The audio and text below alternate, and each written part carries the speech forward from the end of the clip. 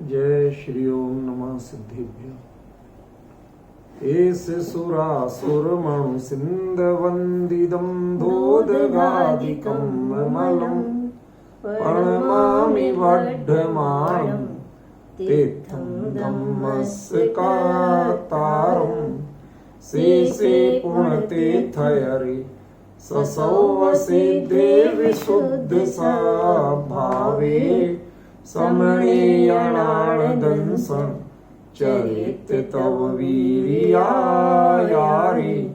ते सौवे समगं पतेगमेव पतेगं वन्दामि अवट्टन्ते अर्हन्ते मानुषे खेते किच्चारिहन्ताणं सिद्धाणं तैणमो गणहराणं अज्जावैवगाणं साहूलं चैव सौवेसिं तेसिं विशुद्धदंसं प्राणपहाणासमं समासेज्य ओवसंपयामि सम्मं जगतोणिवाण संपत्ति।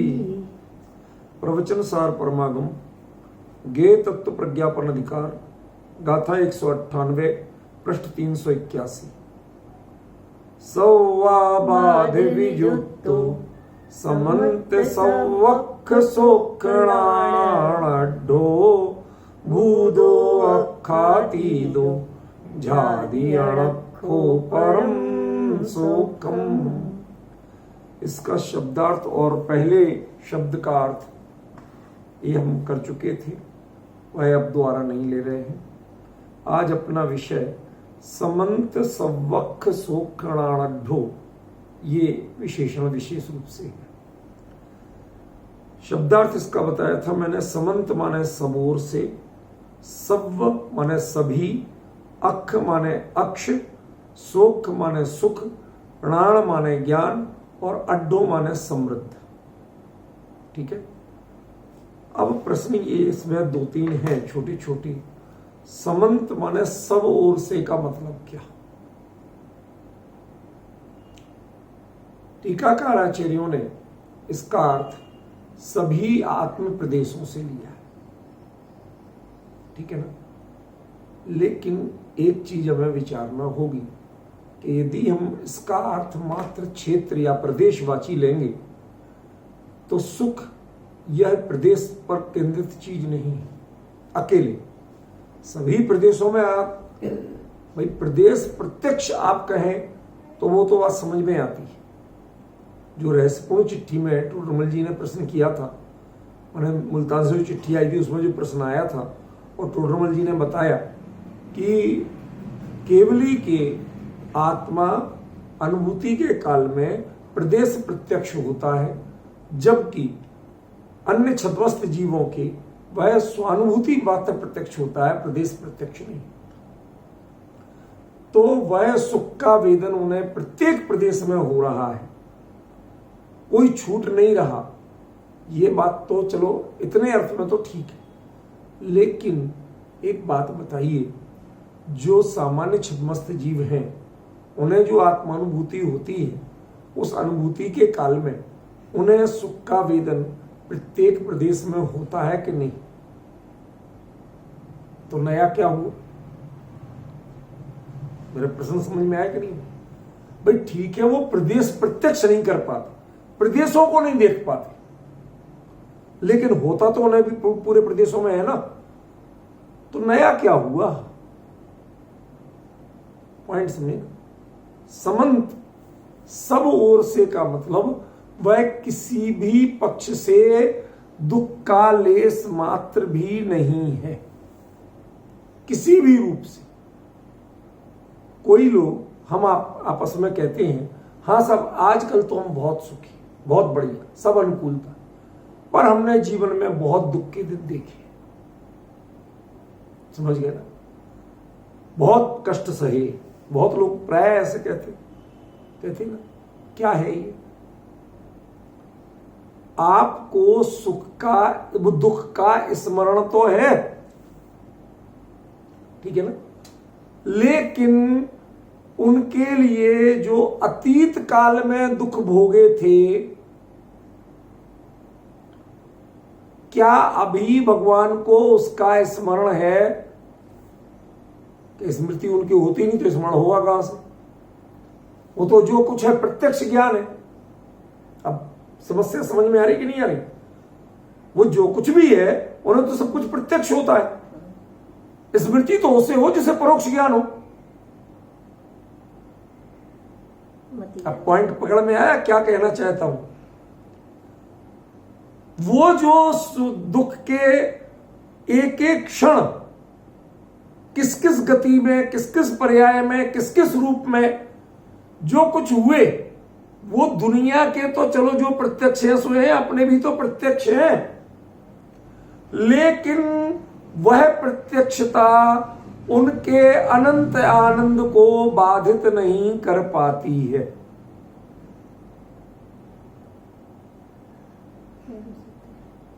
अभी नहीं होगा क्लियर, मुझे पता है, अभी क्लियर करना है, सब्र करो, होगा क्लियर। क्या कहना चाहता हूं, पहले विषय पकड़ने की कोशिश तो करो, तब तो पकड़ में आएगा। हर किसी से कह रहा हूं, किसी एक व्यक्ति से नहीं कह रहा हूं। क्या कहा? पहले तो इसमें अभी थोड़े और शब्दों को बताता हूं, जब लौट के आऊंगा समंत पे तब समझ में आएगा। समंत सब ओर से, फिर सब संपूर्ण, माने सब ओर से भिन्न चीज है और संपूर्ण भिन्न चीज है, दोनों में सवा रहा है। क्या? दोनों में सवा रहा है, लेकिन सब ओर से सर्वथा, ठीक है ना, और दूसरा संपूर्ण। इन दोनों का अभिप्राय पहले आपको भिन्न भिन्न समझना पड़ेगा। उससे पहले एक निर्णय करना है कि यहां अक्ष शब्द का क्या अर्थ है। अक्ष का अर्थ इंद्रिय है क्या? यदि अक्ष का अर्थ इंद्रिय हो तो इंद्रिय ज्ञान और इंद्रिय सुख ये लेना पड़ेगा। आगे दो शब्द है ना, सोक्षणाढ्ढो, तो इंद्रिय ज्ञान और इंद्रिय सुख से वह समृद्ध है। गलत हो जाएगा। अब थोड़ा सा धैर्य रखना, हम किसी पर टीका टिप्पणी नहीं कर रहे, आपको जानकारी दे रहे। पेज पलटिए जरा।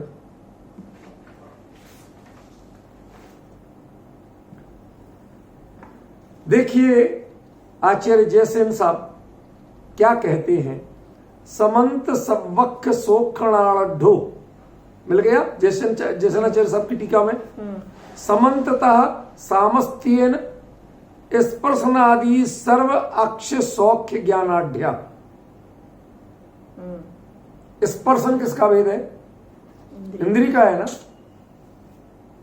स्पर्शन आदि माने स्पर्शन, रसना, घ्राण, चक्षु, श्रोत्र, पांचों इंद्रियां। पांचों। अब सुनो, समंततः सर्वात्म प्रदेश शरीरवा स्पर्शनादि सर्वेन्द्रियाणाम संबंधित्वेन ये ज्ञान सौख्ये ताभ्याम आढ्या परिपूर्णा इत्यर्थ।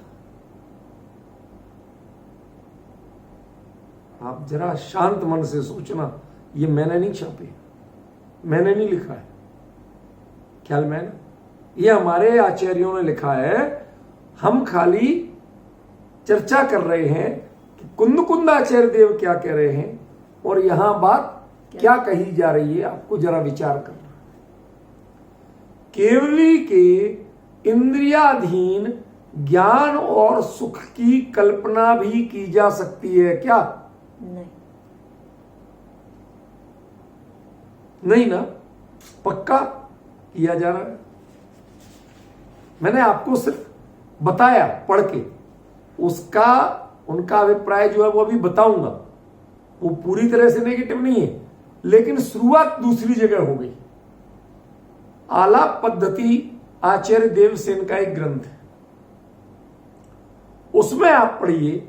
उसमें प्रत्यक्ष के लिए जब दो प्रकार के प्रमाणों की चर्चा की, एक को प्रत्यक्ष एक को परोक्ष, तो उन्होंने वहां कहा कि प्रमाण शास्त्र की दृष्टि से जो इंद्रियादि से होता है ज्ञान, वो भी प्रत्यक्ष। उसे साम व्यवहारिक प्रत्यक्ष कहते हैं। तदिंद्रियान इंद्रिय निमित्तम देशता साम व्यवहारिकम।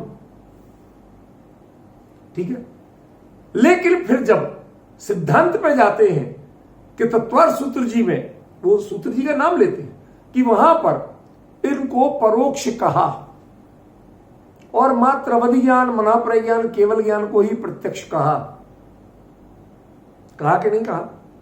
तत्वार्थ सूत्र का इतना तो पता है, मति श्रुत दोए परोक्ष अक्ष मनते उपजाही, अवधि ज्ञान मन परजय दोहे देश प्रत्यक्षा, देश केल काल परिमाण लिए जाने जी स्वक्षा, सकल द्रव्य के गुण अनंत पर जाए अनंता, जाने एक ही काल प्रकट केवली भगवंता।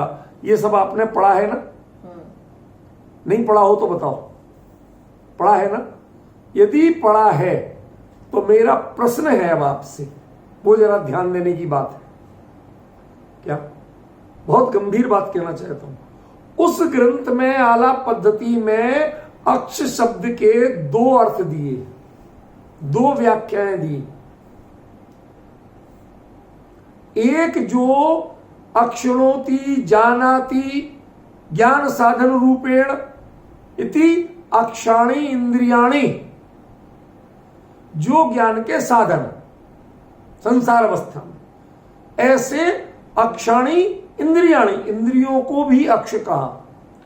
फिर दूसरी व्युत्पत्ति दी जब सिद्धांत की बात कही, अक्षणोति व्यापनोति जानाति इति अक्ष आत्मा, तम प्रतीत्य यद ज्ञानम जायते तद प्रत्यक्षम। माने अक्ष के दो अर्थ होते हैं। मैंने इसीलिए कोई आपको इधर प्रमाण देने की जरूरत नहीं, आप पढ़िए सिद्धांत ग्रंथों में सब जगह, मैं आपको देवसेन आचार्य आलाप पद्धति सब बता तो रहा हूं, पढ़िए। और सब जगह दिया, तत्वार्थ सूत्र आदि की सर्वार्थ सिद्धि टीका राजवार्तिक सब जगह दिया। ये दोनों व्युत्पत्ति। क्या अभिप्राय है कहने का? अक्ष शब्द का अर्थ अकेला इंद्रिया नहीं होता है। अक्ष शब्द का अर्थ आत्मा भी है और अक्ष शब्द का अर्थ इंद्रियां भी। जब साम्यव्यवहारिक प्रत्यक्ष की बात करें तो वहां अक्ष का अर्थ इंद्रियां है, और जब पारमार्थिक प्रत्यक्ष की बात करें तो वहां अक्ष का अर्थ आत्मा है। अब ये बताओ, केवल ज्ञान पारमार्थिक प्रत्यक्ष है या साम्यव्यवहारिक प्रत्यक्ष है? पारमार्थिक। साम्यव्यवहारिक प्रत्यक्ष छद्मस्त जीवों को अपने स्वरूप से बाहर की अवस्था में होता। ख्याल में आ गया? केवली क्या छद्मस्त है? नहीं है। तो कौन हुए? उनको कौन सा ज्ञान होना चाहिए? पारमार्थिक प्रत्यक्ष होना चाहिए। और जो पारमार्थिक प्रत्यक्ष में भी सर्वोत्कृष्ट, जिसका विषय पर नहीं है, परम पदार्थ तो जिसका विषय है लेकिन पर जिसका विषय नहीं। अब कुछ कुछ समझ में आ रहा कहां बात करना चाहता हूं। इस अक्ष का अर्थ है आत्मा, और आत्मिक सुख और ज्ञान से जो समृद्ध है। कितने समृद्ध हैं कि अनंत। संसार की समृद्धियां, चक्रवर्ती का खजाना भी एक लिमिट है, 9 निधि 14 रत्न।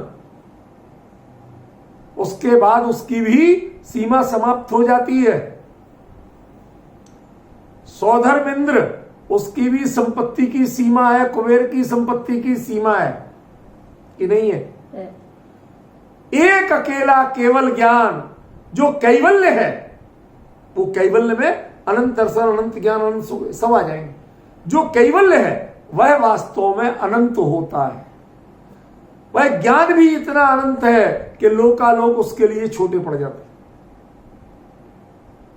समझ गए? सुख भी इतना अनंत है कि उसके लिए आपकी सारी संवेदनाएं, सारी परिभाषाएं छोटी पड़ जाती।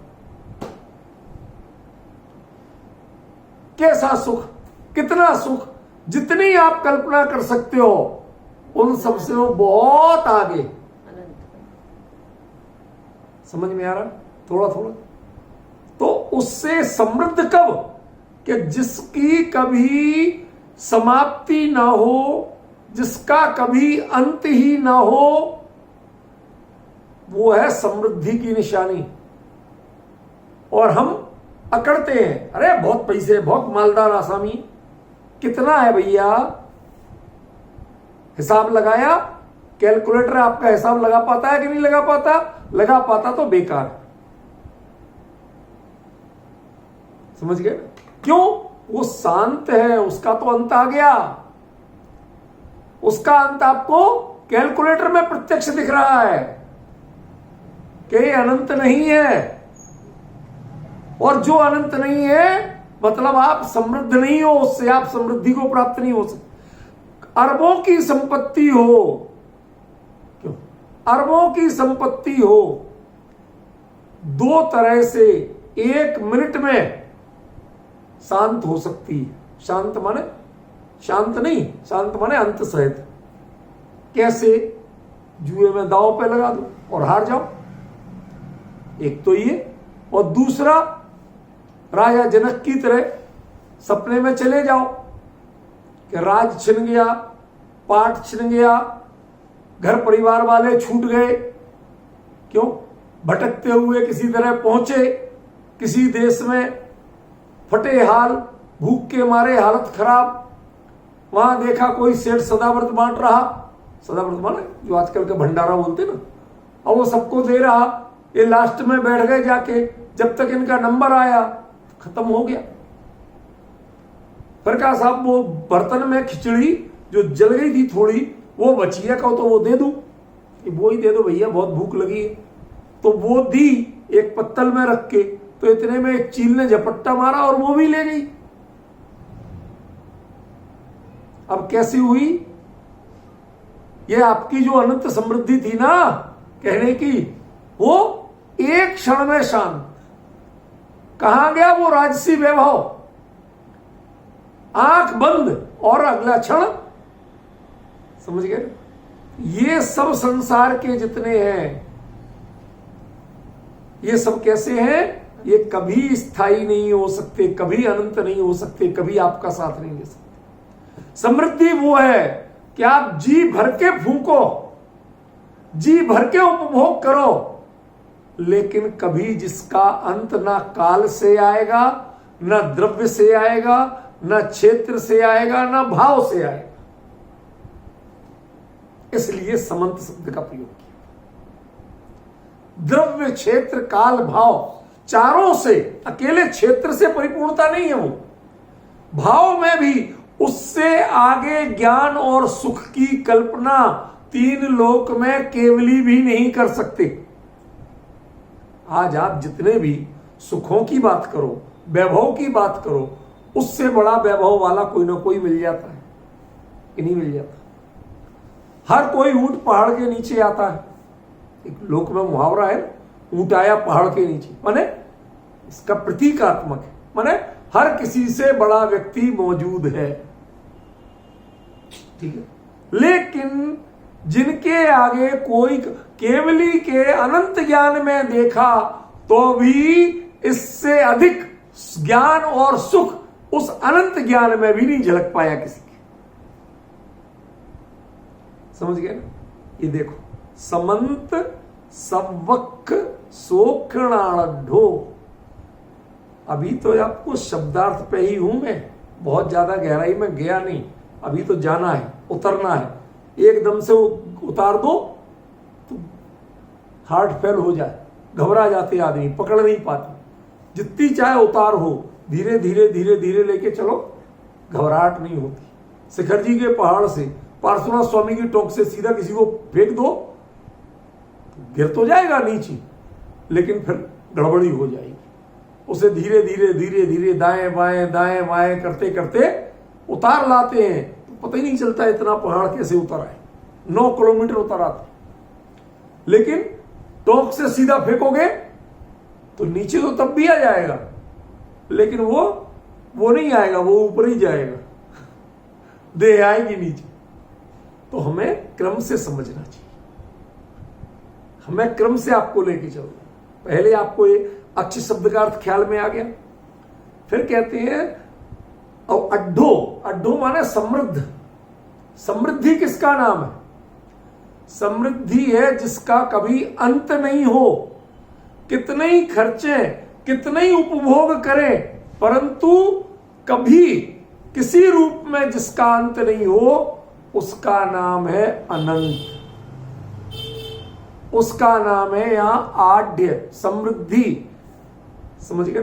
संसार अवस्था में जितने चाहे सुख ले लो, पर उसके आगे मंजिल है, उसके आगे नए आयाम है, गुंजाइश है। ख्याल में ना?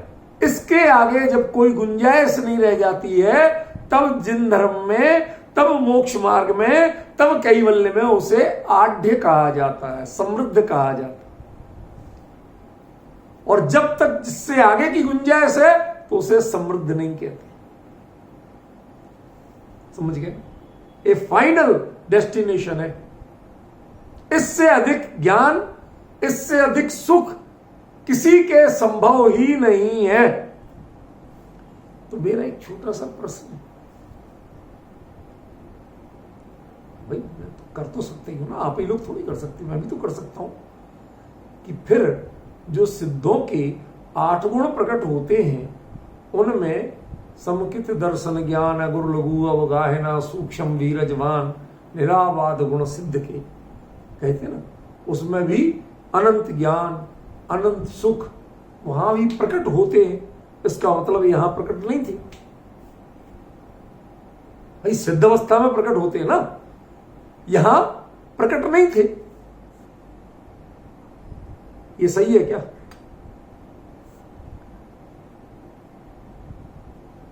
सोच के बोल। यहां तो बोलने के पहले 100 बार सोचना। मेरे प्रश्नों में जिसने जो उत्तर दिया वो 99% गलत ही निकलता है, 1% में इसी आता है। आप सोचिए पहले, सिद्ध अवस्था में ये 8 गुण कहे गए कि नहीं कहे गए? सिद्ध अवस्था के पहले क्या वो 8 गुण होते हैं? नहीं होते, वहां प्रकट होते हैं कहे गए। तो उसमें कौन सा ज्ञान और कौन सा सुख प्रकट होता है, ये बताओ मुझे।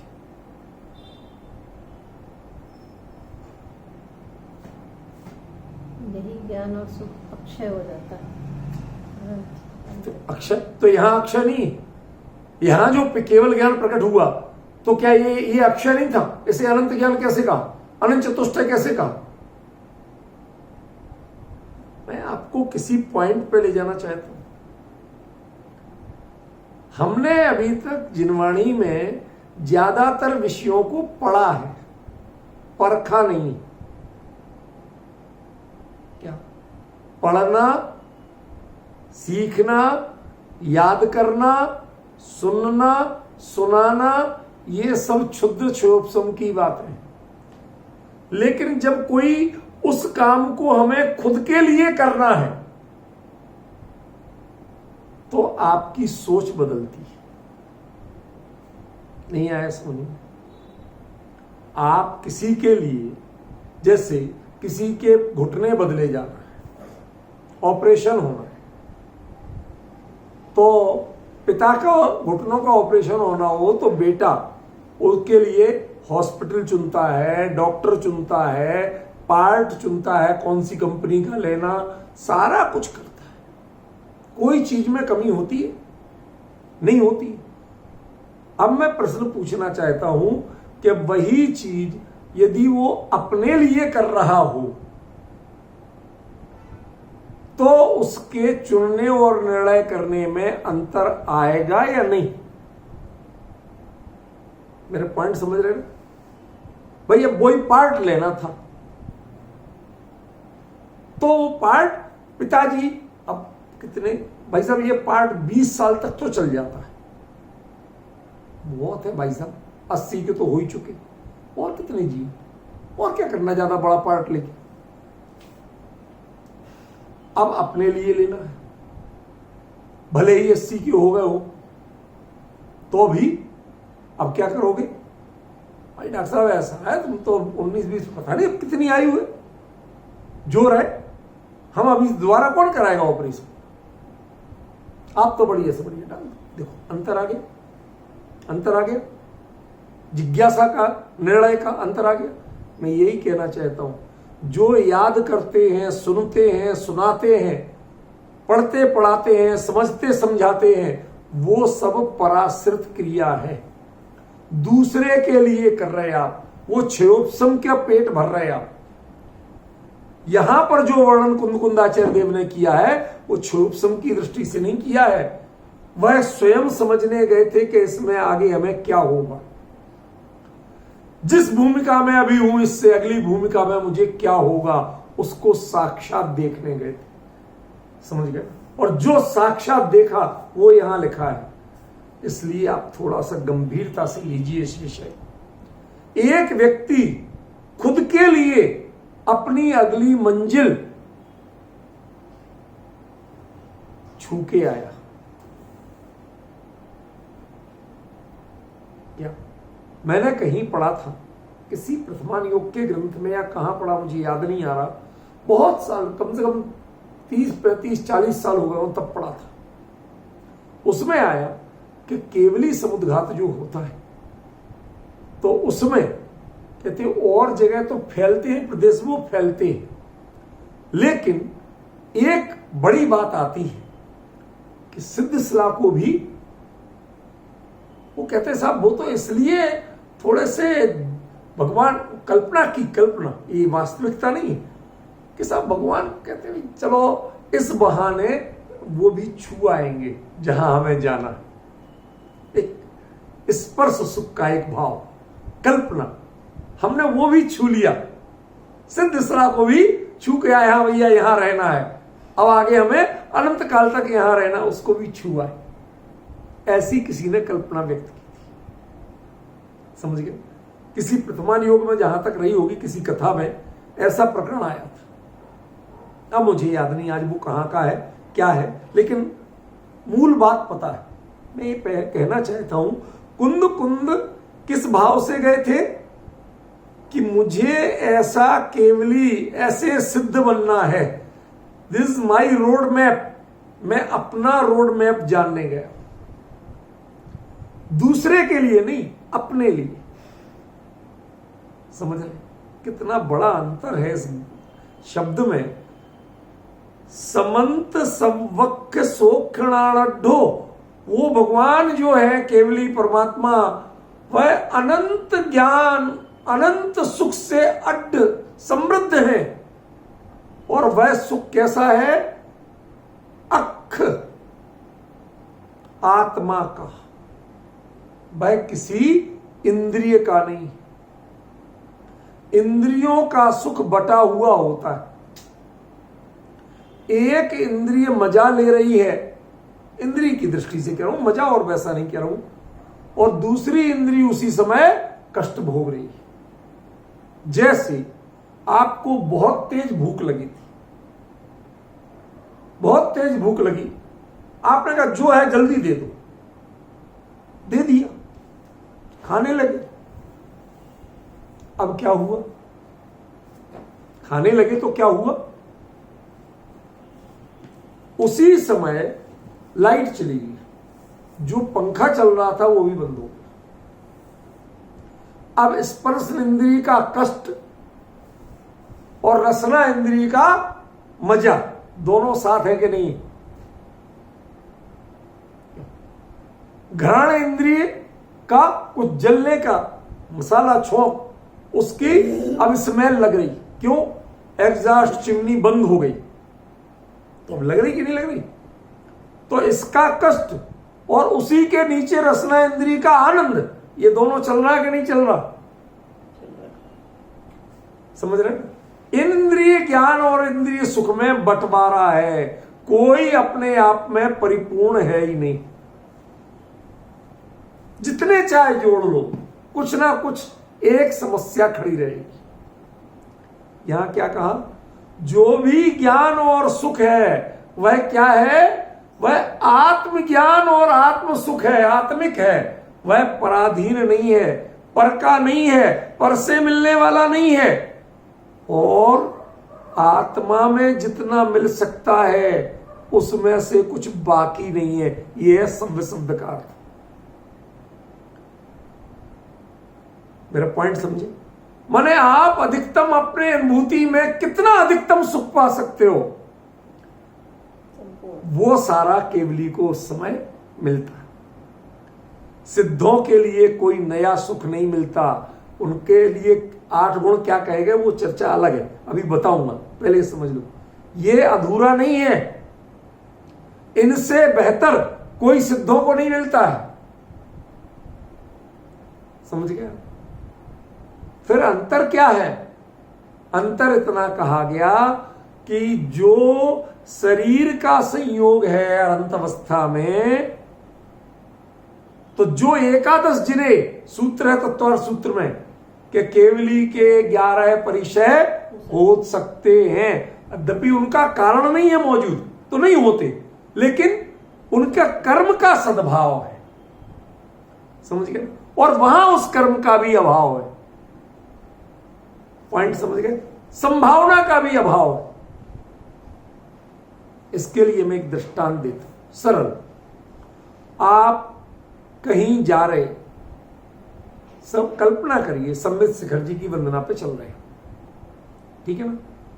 अब आप कितनी कल्पनाएं अच्छी भी कर सकते हैं, बुरी भी कर सकते हैं। संभावना है भाई हम गए, पता नहीं पैर मोच गया चलते समय, तब क्या होगा? कैसे चढ़ेंगे, कैसे करेंगे? किसी को डिसेंट्री हो गई तो कैसे होगी वंदना? बुखार आ गया कैसे होगी वंदना? हमने तो टिकट करा एक ही दिन के लिए रुकना, और उस दिन बारिश हो गई तो कैसे होगी वंदना? अनेक संभावनाएं कि नहीं? एक छदमस्त जीव को अनेक संभावनाएं। क्यों? आपकी जो वंदना है, आपने जो उसमें लाभ की भावना की है, वो बाधा सहित है। उसमें बाधाएं आ सकती हैं, लेकिन आ सकती हैं और आएंगी। इन दोनों में अंतर है कि नहीं है? भाई बहुत से लोग जाते हैं, उन्हें कुछ भी समस्या नहीं होती। हम जानबूझ के दिसंबर में गए, भयंकर ठंड पड़ रही, जानबूझ के क्या, और लोग बाग स्वेटर पहन गए। मैंने कहा भैया देखो ऐसा है, मैं तो एक पतला सा ले भी लूंगा तो वो बाद में पहनूंगा नहीं। कि क्यों? हमने कि भैया ये पहाड़ है, जब चढ़ते हैं ना तो शरीर यही होता है, लेकिन जब उसमें एक्सरसाइज होती है, चढ़ते हैं, मेहनत होती है, खून का दौड़ा तेज होता है, तो इसमें पूरी गर्मी आती है। दिसंबर के महीने में शायद अपन 27 दिसंबर को चले थे, 26 को तो पहुंचे ही थे, 25 को यहां से चले थे, तो 27 दिसंबर का मुझे डेट भी याद है, लास्ट जो वंदना हुई थी। तेज भयंकर ठंड पड़ रही नीचे, 2-2 स्वेटर, शॉल, कान के मफलर सब, और ऊपर चढ़ने रात को 1 बजे करीब चढ़ना शुरू किया। थोड़े से माने जो पहाड़ की शुरुआत होती है वहां तक चलने में थोड़ी बहुत फील हुई। उसके बाद पूरी वंदना उस ठंडक में एक बनियान में आराम से की, टी शर्ट टाइप ऐसे आराम से की, कुछ पता नहीं चलता। क्यों? अरे साहब आप तो कह रहे थे इतनी ठंड लगेगी, दिसंबर की ठंड है, इंडिया में दिसंबर में बहुत ठंड पड़ती। सब सही है, आपके लिए कुछ नहीं हुआ तो ये सब बेकार हो गई कल्पना है कि इंडिया में ठंड पड़ती है, क्या होता है क्या नहीं। आपकी वंदना बिल्कुल बेखटके हो गई। अब बताओ बारिश आ सकती थी कि नहीं? क्या तो सकती थी, दिसंबर में भी बारिश होती है। समझ गए? संभावना थी कि थी, ठीक है, लेकिन नहीं हुई। संभावनाओं की गुंजाइश जहां है वो अवस्था अनंत अवस्था है, होती नहीं है लेकिन संभावना की गुंजाइश है। क्यों? वेदनीय कर्म अभी शेष है। पॉइंट समझ गए? वहां कर्म सापेक्ष उसकी परिपूर्णता नहीं कही गई, और वहां कर्म निरपेक्ष है इसलिए परिपूर्णता कही गई। यदि स्वभाव की दृष्टि से देखें तो कुंद कुंद आचार्य देव साफ कह रहे हैं कि यदि आत्म स्वभाव की दृष्टि से देखें तो उनका सुख और ज्ञान दोनों अभी परिपूर्ण है, पर्याय में परिपूर्ण है, उसमें कोई पूर्ण होने की गुंजाइश बाकी नहीं। ये सब शब्द का समझ में है। आत्मा में जितनी सामर्थ्य है, जो निकल सकता है, वो संपूर्ण आनंद केवली के लिए वर्तमान अवस्था में पूरा का पूरा है। वो वेदनीय कर्म कुछ भी नहीं करता। जो हमारे श्वेतांबर भाई या एकादश जिने का अर्थ करके केवली कमलाहार को मानते हैं, भाई 11 परिचय है, उसमें परिचय भूख भी है, ठीक है ना। और जब परिचय होगा तो भूख लगेगी, भूख लगेगी तो खाना पड़ेगा। तो उन्होंने केवली कमला भगवान ने खाया। अरे भले आदमी, तुम पहले ये तो बताओ कि उनका सुख अनंत है कि शांत है? उनका सुख पराधीन है कि स्वाधीन है? जब तुम ये मानते हो कि उनका स्वाधीन है सुख और अनंत भी है, तो उन्हें भूख लगेगी कैसे? ये तो स्ववचन बाधित है। नहीं आया सर, स्ववचन बाधित माने समझते हो क्या? न्याय शास्त्र में स्ववचन बाधित दोष का बड़ा सरल प्रचलित दृष्टांत है। उसके जो आचार्य का मैं वही दे रहा हूं, मेरी ओर से मत समझना। माता में बंध्या, मेरी मां बांझ है। भले आदमी, जब तेरी मां है तो बांझ कहां से होगी? समझिए, इसको कहते स्ववचन बाधित। समझिए, अरे तू जब है तो फिर मर कैसे गया? कोई कहे साहब मैं 3 दिन पहले मर गया था। अरे मर गया था? अभी तू बैठ के बात कर रहा है, सुना रहा है कि 3 दिन पहले मर गया था। ये कल्पना बेकार है। ख्याल में ऐसे ही जो उन्होंने कल्पनाएं की वो बाहरी कारणों पे की, आत्मिक स्वरूप का ज्ञान उन्हें नहीं था। कुंद कुंद के काल में कुंद कुंद ने सबसे ज्यादा संघर्ष किसी से किया तो श्वेतांबरों से किया। समझ में आया?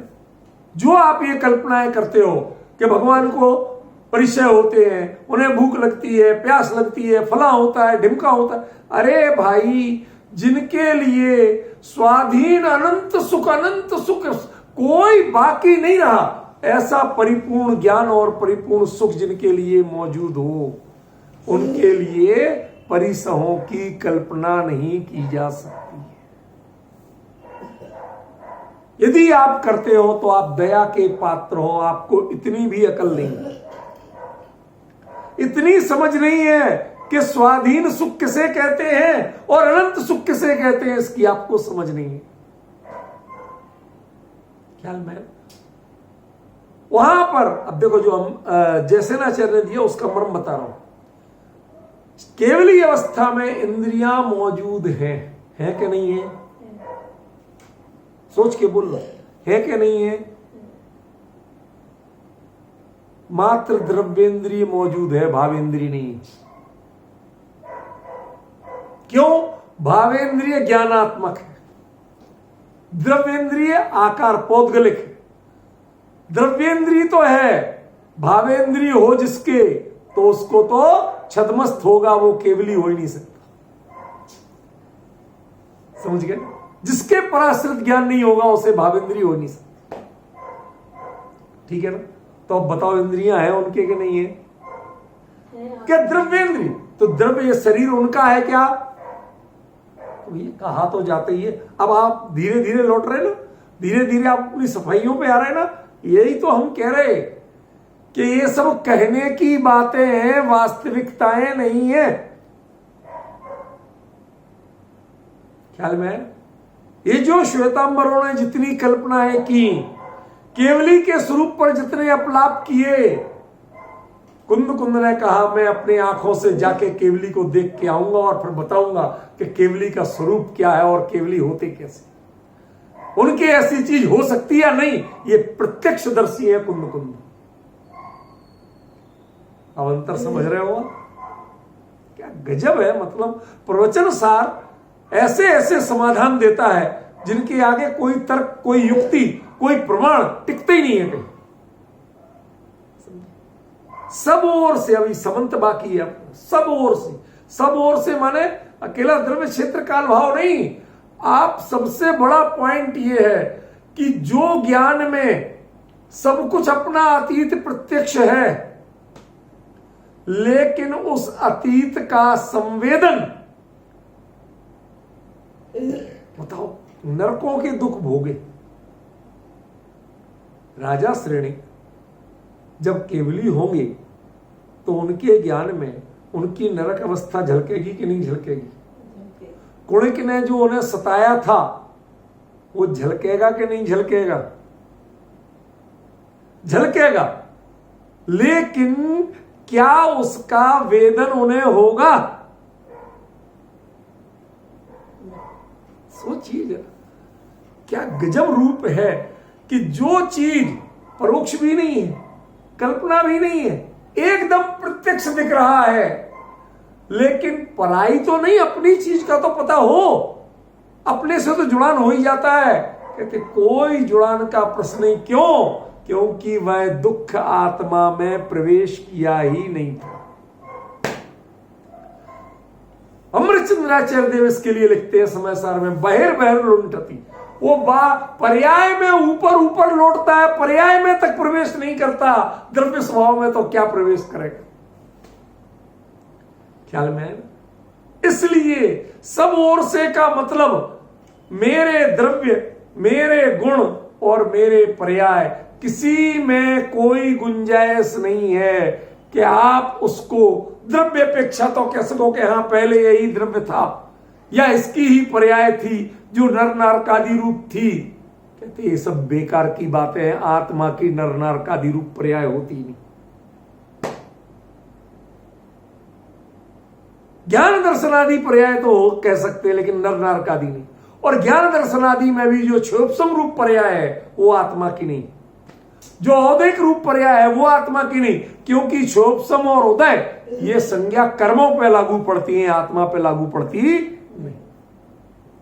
हाँ, मेरा अपराध इतना था कि मैंने गलती से अपने को ऐसा माना था कि मेरे कर्म का उदय है, मेरे कर्म का क्षोभसम है। कभी क्षोभसम में मैं तृप्त हुआ, गर्वित हुआ, और कभी उदय में दुखी हुआ, दमित हुआ। ये हमारी कमी थी, ये मेरी भूलें थी, पर वस्तु स्वरूप में ऐसा हुआ नहीं था ना उस समय। आत्मा सोचिए, क्या इतना गजब का विषय है रूपल बहन, मैं आपको बता नहीं सकता क्या कहना चाहता हूं मैं। आचार्य देव ने क्या कह दिया, जो अनादिकाल से इस जीव ने संसार में अनंत दुख भोगे, वास्तव में वह दुख आत्मा के ना द्रव्य में थी, ना गुण में थी, ना पर्याय में थी। स्वप्न की तरह थे, जैसे स्वप्न में हम अपने आप को लुटा हुआ महसूस करते हैं, ऐसे ही अज्ञान भाव से हमने ऐसा अनुभव किया। आत्म स्वभाव में ये दुख कभी प्रवेश किए नहीं। अज्ञान, ज्ञानावर्णी का उदय, दर्शनावर्णी का उदय, ये आत्मा के स्वभाव में कभी छुआ नहीं। क्या मतलब, नाचने का मन करे ऐसा विषय दे रहे हैं आचार्य देव। छक्के पियो। जब अमृतचंद्राचार्य देव समय सार के कलश में लिखते हैं, मज्जंतु निर्भर ममी सममेव लोका, ये ज्ञान आनंद का सरोवर झलक रहा है, इसमें सब आओ और नभाओ। ये कुंद कुंदाचार्य देव ने चौथा काल लाके दिया है, केवली का विरह बुलाया है, केवली को आपके सामने प्रस्तुत लाके कर दिया है। अब भी यदि तुम्हें आनंद नहीं आए, अब भी स्वरूप समझ में नहीं आए केवली का, कहां समझोगे भैया, कौन समझाएगा? समझ में आ रहा है? समन एक पक्ष भी ऐसा नहीं है जिसमें कभी दुख की संभावना हो। कहते अनादिकाल से तो संसार में भोगा था कि किसने भोगा था? वस्तु स्वरूप से देखें तो द्रव्य से, गुण से, पर्याय, जब जो कहा था, जो जान दिए रंतम द्रवत्व गुणत्व पज्जयते। अब समझ में आ रहा है उस गाथा का अर्थ? सो जान दिए पण मोह खरु जादी तस्ल। केवली परमात्मा ने अपने अनादिकाल की एक एक पर्याय को साक्षात जानते हुए भी, सब जानते हुए भी देखा कि उस पर्याय में वास्तव में दुख था ही नहीं, अज्ञान था ही नहीं। ज्ञानावणी ने उसको कुछ नहीं किया था। जो जान दी अरहंतम, जानो अरहंत को किसी कहते हैं अरहंत। द्रव्य से, गुण से, पर्याय से जानो तो सही। किसी पर्याय में कभी ऐसा नहीं हुआ कि कोई विकार आत्मा में प्रवेश किया हो। विकार कहां तैर रहा था?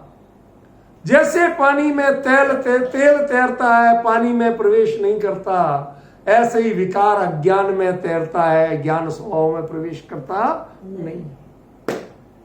समझ में? ऐसा समंत सब ओर से, किसी पक्ष से। अरे वर्तमान में तो दुख नहीं है, पर अनादिकाल से जितनी पर्याय हुई उनमें भी आत्मा कभी दुखी हुआ नहीं था। कल्पना में मानता था ये बात सही, ये उसका भ्रम था, ये उसका अज्ञान था। एक करोड़पति करोड़ों रुपया लुट जाए तो वो अपने आप को लुटा हुआ अनुभव करता है कि नहीं करता? क्या? और वह उसी समय ये मेरा था ही नहीं ऐसा जान ले, स्वीकार कर ले, तो लुटा हुआ अनुभव करता है। नहीं। किसका था? जिसका था वो गया, मैं क्या करूं उसको? मेरा था ही नहीं, मैं उसका स्वामी था ही नहीं। ऐसे ही उस अज्ञान भाव का स्वामी ये आत्मा नहीं था। अनादिकाल की एक एक पर्याय झलक रही है और किसी पर्याय में आत्मा, एक परिणमन भी आत्मा का जिसको विकारी या दुख रूप नहीं दिखा, अज्ञान रूप नहीं दिखा, हर परिणमन में पर्याय ज्ञान जिसे कहते हैं आप निगोद अवस्था का, उसमें भी परिपूर्ण ज्ञान स्वरूप। ख्याल में आया ना? ये जिसको झलकता दिखे उसका नाम केवली है। ये आत्मा की वास्तविकता को जानने वाला केवली होता है। ये चर्चा किसको सुनाए और कौन करे? ये है आढ्यपना, ये है समृद्धि। आज हमें गर्व हुआ कि हमने जीवन में किया क्या था।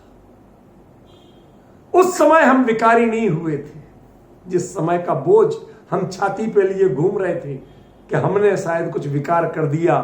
ज्ञानी कहते हैं भैया उस समय तुमने कोई विकार नहीं किया था, उस समय तुम दुखी नहीं हुए थे, ये कषाय तुम्हारे स्वरूप में प्रवेश नहीं की थी। आपको खोल के दिखा रहे हैं, देखो कहां है, कहीं नहीं।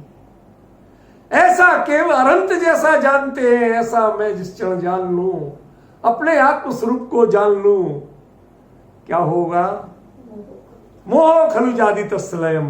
ये जो मोह में हमें लगता है कि मैं दुखी हूं, मैं सुखी दुखी, मैं रंग कराओ, मेरे धन ग्रह गोधन प्रभाव, मेरे सुखती मैं सबल दीन, बेरूप सुभग मूर्ख प्रवीण, क्यों तनुपजत, ये जितनी बातें हैं ये सब क्या है? सब खत्म, एक टिकने वाली नहीं। मोह खलु जादी तस्लयम, ओ उसी क्षण मोह लय को प्राप्त। ये कुंद कुंद कदम कदम पे अपने छायक सम्यक दर्शन की घोषणा करते हैं, उनका सामना किया और मोह खलु जादी तस्लयम, मोह लय को प्राप्त हो गया। समझे? अब इसके बाद दो शब्द बच रहे हैं, अक्खा तीदो अणक्खो। मैंने क्या कहा था? इन दोनों शब्दों का अर्थ क्या है? सामान्यतः ये दोनों पर्यायवाची है। पर्यायवाची माने उनका सामान्य अर्थ एक है, लेकिन मैंने कहा था ये बिल्कुल अपोजिट हो जाएंगे। देखो, अक्खा तीदो ये जानने वाला है, पर्याय है, और अणक्खो ये जानने में आने वाला, कि जो इंद्रियों से, केवल ज्ञान इंद्रियों से जानता नहीं, यानी अख्यातीदो, और केवल ज्ञान में इंद्रियों से जानने लायक द्रव्य जानने में आता नहीं, ये अणक्खो। विपिन जी, क्या अंतर पड़ा? दोनों द्रव्य पर्याय एकदम भिन्न, एक जानने में आना, एक जानने वाला, ये दोनों आमने सामने हो गए। जो जानने वाला है वो अक्खा तीदो, और जो जानने में आने वाला है वो अड़क्को। ना ये इंद्रियों की मदद लेके जानता है और ना वो इंद्रियों से कभी ग्रहण होता है। संसार अवस्था में भी जो ज्ञान हो, एक मति ज्ञान ऐसा है जिसका परिचय, जिसकी परिभाषा कहीं सामान्य तौर पर जिनवाणी में नहीं मिलती। विरले एक दो जगह संकेत किया आचार्यों ने। स्वरूप का अनुभव करते समय मति ज्ञान जो है उसका स्वरूप क्या है, तदिंद्रिया निद्री निमित्तम है क्या? भाई इंद्रिय और अनिंद्रिय के निमित्त से होता है क्या? आत्मा का अनुभव कौन सी इंद्रिय से होता है? किसी से नहीं। मन के विचार से होता है। क्यों? वस्तु विचारत ध्यावते मन पावे विश्राम, रस स्वादत सुख जे अनुभवता को। मन पावे, मन भी बिल्कुल चंचलता शांत हो जाए, है मति ज्ञान, है मति ज्ञान। लेकिन उसकी भी सामर्थ्य क्या हो गई? यदि अनक्ष, जो इंद्रिय से ग्रहण नहीं होता, ऐसे को ग्रहण करना है तो आपको भी कैसा बनना पड़ेगा कि मैं इंद्रियों से ग्रहण करूंगा ही नहीं, मैं बिना इंद्रिय के ही ग्रहण करूंगा। क्या तो मतलब ये ऐसा विषय है कि आपको आनंद अपरंपार लगे जानने में। अभी तो विकल्प है, लेकिन विकल्प में भी आपको अपरंपार आनंद लगे। यदि आपको इंद्रियातीत ज्ञायक भगवान आत्मा जानना है तो आपको अपना जानने वाला मति ज्ञान भी इंद्रियातीत करना पड़ेगा। समझ में आया? ये ज्ञायक को जानना है, ये इंद्रियों से जानने का विषय नहीं है। इसलिए इंद्रियों को विश्रांति दो, शांत कर दो थोड़ी। अकेले ज्ञान की पर्याय को, अपने ज्ञायक की पर्याय को ज्ञायक से तन्मय होने दो, दूसरे का विकल्प बीच में नहीं दो। क्यों? हम दूर से देख रहे थे, ना ये इंद्रिय ग्राह्य था और ना ये इंद्रियों से ग्रहण कर रहा था। अक्का तीदो माने इंद्रियों से ग्रहण नहीं कर रहा, और अणक्खो माने इंद्रियों से ग्राह्य नहीं है।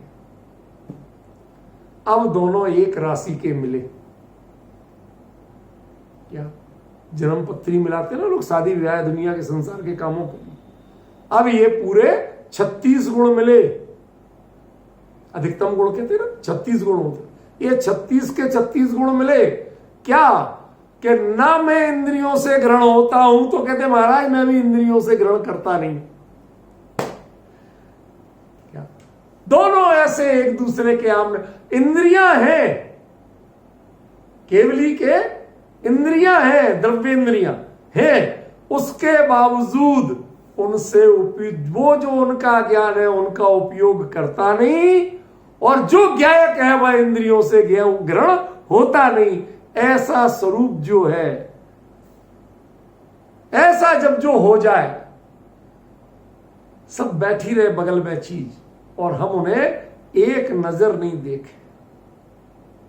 कल्पना तो बहुत सी स्थितियां ऐसी होती हैं कि जब व्यक्ति सारे जीवन कल्पना करता है कि मैं बड़ा होऊंगा, ऐसा करूंगा, वैसा करूंगा, वैसा करूंगा, लेकिन जब वो स्टेज आती है तो जो कल्पनाएं संजोई थी वैसी परिस्थितियां नहीं बनती। समझिए? बहुत कल्पनाएं करते हैं, बहुत कल्पनाएं करते हैं, ऐसा होगा तो मैं ऐसा होगा। बचपन में एक कविता पढ़ता था, हमारी प्राइमरी की पुस्तक में थी। यदि होता किन्नर नरेश मैं राजमहल में रहता, सोने का सिंहासन होता, सिर पर मुकुट चमकता, पता नहीं क्या क्या बात है ख्याल में। चल भाई आज तुझे मैं राजा बना देता हूं, ये राजपाट तुम्हें सौंपता हूं। कहते हैं भैया आज मुझे तत्व ज्ञान मिला, मुझे राजपाट की कीमत ही खत्म हो। जब राजपाट की कीमत थी तब राजपाट मिला नहीं, और आज जब राजपाट की कीमत खत्म हो गई मुझे, तब तुम दे रहे हो हमारे किस काम का। हमें देखना नहीं, उपयोग करना नहीं, सोचिए क्या क्या वहां मौजूद नहीं है। आप जितना देखते हो भगवान को वो सारा चाक्षुष है, इंद्रियाधीन है। समझ गए? गंधोद बिंद सुमंद मरुत प्रपाता, क्या है ये? जो इंद्र सुगंधित जल की वर्षा करता है, हल्की हल्की है, शीतल पवन चलती है, जो कपकपाए तो नहीं लेकिन पसीने का नाम नहीं आता, ये किसके लिए? ये आपके लिए व्यवस्था है या अनंत के लिए व्यवस्था है? माने इंद्र वो व्यवस्था आप अरहंत का वो जो उपदेश है, जो दिव्य ध्वनि है, वो आप निराकुल भाव से सुन सकें, इसलिए वो व्यवस्था आपके लिए करता है। भगवान के लिए तो इंद्रियों का कष्ट ही नहीं होता, क्षुत पिपासा आदि होते ही नहीं, ये पसीना आदि होते ही नहीं। जब जिनके जो होती ही नहीं है तो उनके लिए तूने अरेंजमेंट किए क्या? किस काम के वो अरेंजमेंट? कुछ भी नहीं, जीरो। ख्याल में ये जो बात कह रहे हैं, कल इसको मैं पूरा करूंगा। लास्ट जो इसका पिक्चर है कि अक्खा तीदो अड़खो भूदो, ये भूदो माने कुंद कुंद आचार्य जैसे स्वयं केवली जैसे बनकर के उस चीज को पर्याय को पढ़ के आए हैं कि अंतरंग में ये जो अनुभव करने वाली पर्याय और अनुभव में झलकने वाला त्रिकाली गायक, ये केवल ज्ञान में कैसा दिखता है कि वो केवल ज्ञान भी अक्षातीत है और केवल ज्ञान में झलकने वाला गायक भी अनक्य है। ये जो ऐसा हो गया तो उसने परम सूक्ष्म झादी, वो परम सुख का ध्यान करता है। क्या है अभी कुछ भी क्लियर नहीं कर सका, कल मैं इसको करूंगा। आप आनंद की लहरों में तैरेंगे। ये ऐसा विषय है क्या कि पहले ये देखना, थोड़ा सा अपनी मानसिकता तैयार करना। कुंद कुंद देख रहे हैं कि केवली क्या कर रहे हैं। कुंद कुंद ने कैसा केवली को देखा वो है। उस लेवल पे यदि आप नहीं पहुंचोगे कि हम समो शरण में खड़े हैं साक्षात, आप नहीं समझ पाओगे। केवली आपके सामने है, आपको क्या देखना? यदि आपको समो शरण दिख जाए, गणधर दिख जाए, कुछ नहीं देखा आपने। परमोधारिक शरीर दिख जाए, कुछ नहीं देखा आपने। गंधोर बिंदु सुमंद, ये सब दिख जाए तो कुछ नहीं देखा आपने। आपने केवली को देखे। जब अकेले केवली दिखे आपको, तब समझ में आएगा अगली गाथा, ये अगली पंक्ति क्या है कि अक्खा तीदो भूदो अड़खो परम सुखम झादी। वह परम सुख को, आनंद को अनुभव करता है, ध्यान करता है। क्या है ये? इसके लिए आपको उस स्टेज पे पहुंचना पड़ेगा। ख्याल में विचार करो। आज कल उस स्टेज में आपको लेके चलेंगे। इसकी चर्चा कल आपको पूरी करें।